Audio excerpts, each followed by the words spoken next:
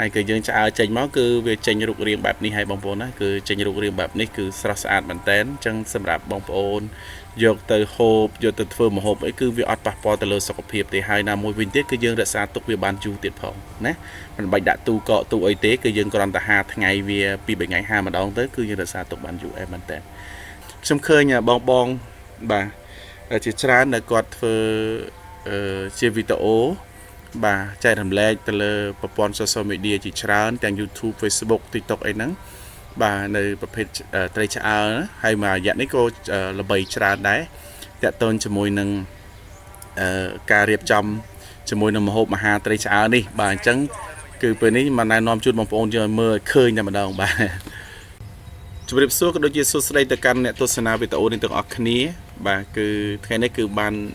មកលេងផ្ទះបងប្អូនយើងទាំងអស់គ្នាបាទហើយក៏ឆ្លៀតទៅផ្ទះមិញព្រោះគាត់មានឆ្អើត្រីណាបាទមិញទាំងពីរតែម្ដងហើយទៅបានថតបន្តិចព្រោះរវល់ការងារបន្តក៏ឆ្លៀតមកមើលត្រីល្អណាបងប្អូនហើយត្រីល្អមែនតើបាទត្រីល្អមែនតើហើយអញ្ចឹងគឺបងប្អូនយើងចង់ទស្សនាវីដេអូពេញគឺតាក់ទងជាមួយនឹងការឆ្អើត្រីនេះក៏ដូចជា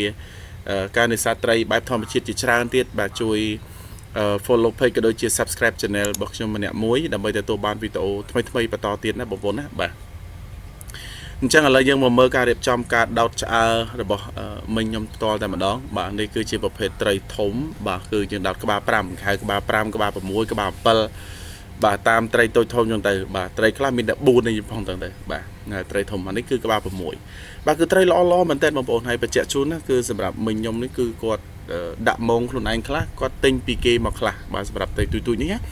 បាទគឺគេអាចដងតាមកប៉ោងតាមដងព្រែកឬក៏គាត់រាយម៉ងអីដែរទៅគាត់អត់ឆ្អើគាត់លក់ទៅគឺមិញខ្ញុំទិញតោះហើយទីទៀតគឺគាត់នឹងបញ្ជាក់ជូនថា1គីឡូប្រមាណហើយក្នុង1គីឡូគាត់អាចយកមកឆ្អើរៀបចំឆ្អើវិញបានប្រមាណចក្រហើយលក់ចេញទៅវិញបានប្រមាណគឺបងប្អូនដឹងបាទគឺទីទៀតខ្ញុំជួបសុភាគាត់ដែរបាទនេះគឺថតទស្សនវិជ្ជាពេលដែលគាត់រៀបចំដោតបាទហើយការដោតនេះគឺត្រូវតែមានការប្រុងប្រយ័ត្នមែនទែនបងប្អូនឃើញស្រាប់ហើយបាទគឺយើងដោតហ្នឹងគឺដោតចុងច្រមុះអត់ឲ្យខូចក្បាលត្រីហើយក៏អត់ឲ្យខូចសាច់ត្រីដែរបាទគឺដោតដោយប្រុងប្រយ័ត្នមែនទែនខ្ញុំធ្លាប់ដោតហើយបងប្អូនបើមិនមុតដៃក៏បែកក្បាលត្រីខ្ទេចវល់ហើយតែគាត់តើតមានជំនាញមែនទែនបាទតើតមានជំនាញបានយើងដោតបានណាហើយត្រីតូចទៅយើងដាក់តាមការគួរយើងទៅបាទដាក់7 8អីចឹងទៅហើយយើងត្រូវរើសសម្រាញ់ឲ្យវាប៉ិនគ្នាអញ្ចឹងណាបងប្អូនបាទដើម្បីរៀបចំចេញជាចង្កាក់ហើយយកទៅឆ្អើបាទហើយការឆ្អើគឺមានតិចនៃការឆ្អើទៀតបាទគឺមិនឲ្យឆ្អិនពេកក៏មិនឲ្យឆៅពេកដែរដើម្បីរក្សាទុកបានយូរនិងគុណភាពល្អបាទអញ្ចឹងបងប្អូនមកជួបគាត់ទាំងអស់គ្នាអានេះយើងទិញគេ1គីឡូប៉ុន្មានវិញ2000 1គីឡូវិញអីបានបត់ពិសោធន៍ថាយើងដោតមួយចង្កាក់ទេបានប៉ុន្មានចង្កាក់ប៉ុណ្ណឹងបានថាជាមួយចង្កាក់ហ្នឹងអត់បាន2ចង្កាក់អត់បាន2ចង្កាក់ឡូបាត់ហើយមួយចង្កាក់មួយចង្កាក់មួយចំហៀងប៉ុណ្ណឹងដល់គេនេះគេផ្គុំចេះ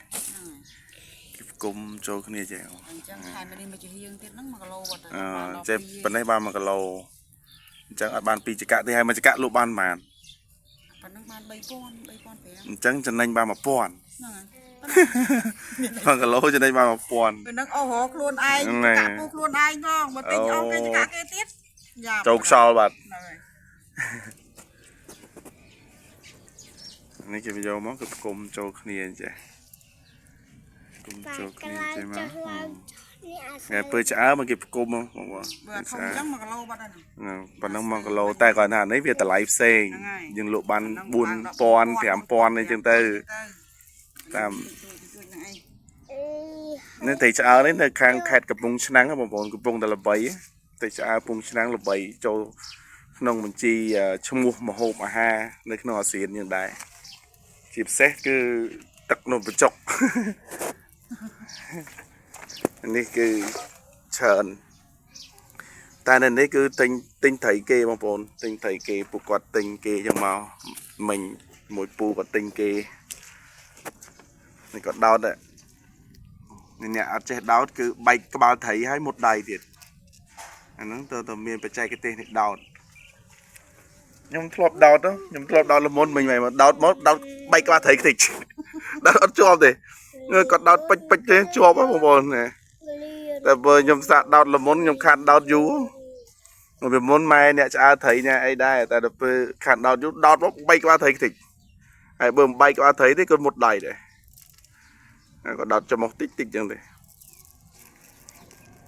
thì còn đọt lườn thay bà tôi chứ chẳng anh chiêng rồi mình nhỉ tôi về tại vì khát chỉ cả khát ở giường này vì chỉ lấy thao đây là tôi lụa bàn cả ban là con thấy em ấy này chỉ cả bàn quan thèm ngày bằng mồi ban là con thèm lụa hiế lụi ban pi pon này chẳng thế nào thì cho màu như thế ban pi pon và những bông mồi cái chân anh mà to tí ban con thèm này này thế đây là việc đào đó bông bồn mà còn đào đó đào lớn thì tiết đừng ở bông bồn mà cá chả tầm mà to chả môn này này thì đang ấy dạ về chân là làm lang bị đào tiền gì mà nó gì vậy bản bông bồn ban lư sập lên cònใน ตัว ហើយបាទតើតូនជាមួយនឹងការទិញត្រីមកពីគេក្នុង1គីឡូប្រហែលហើយយកទៅលក់ចេញវិញបានប៉ុន្មានបាទខ្ញុំបោកទូទាត់មួយគាត់គឺអត់ចំណេញច្រើនទេបងប្អូនបាទសម្រាប់បងឬក៏មិញពូដែលគាត់រនៅមុខរបរឆ្អើត្រីនេះបាទគឺគាត់រអត់ចំណេញច្រើនទេបាទគឺយើងទិញគេ1គីឡូត្រីទូចទាបបំផុតក៏ត្រឹម 1,500 ទៅ2,000 រៀលដែរបាទនិយាយចឹងហ្មងគឺភាគច្រើនគឺយើងទិញក្នុងបាន1គីឡូ 2,000 រៀលហើយ1គីឡូ 2,000 រៀលនេះគឺយើងយកទៅជាឆ្អើវិញគឺបានត្រីតូចត្រីធំហ្នឹងគឺសរុបទៅថាច្រើនបំផុត2ចង្កាក់បាទ2ចង្កាក់ទៅរៀបបែបនេះហើយគឺបានតែ2ចង្កាក់ទេបងប្អូន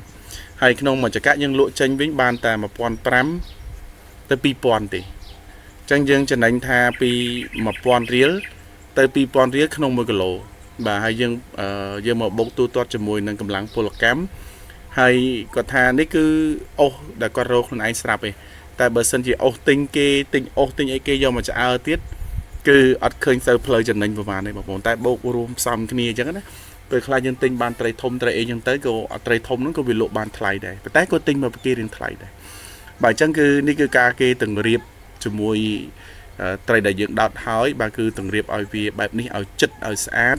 គឺឲ្យមានចង្ហមានអីទេបងប្អូនណាគឺតែចង្ហពេកយើងពិបាកប្រែបាទហើយក៏ចង្ហពេកក៏ពិបាកឆ្អើដែរបាទអញ្ចឹងគឺពី1កលៈទៅ1កលៈនៃការ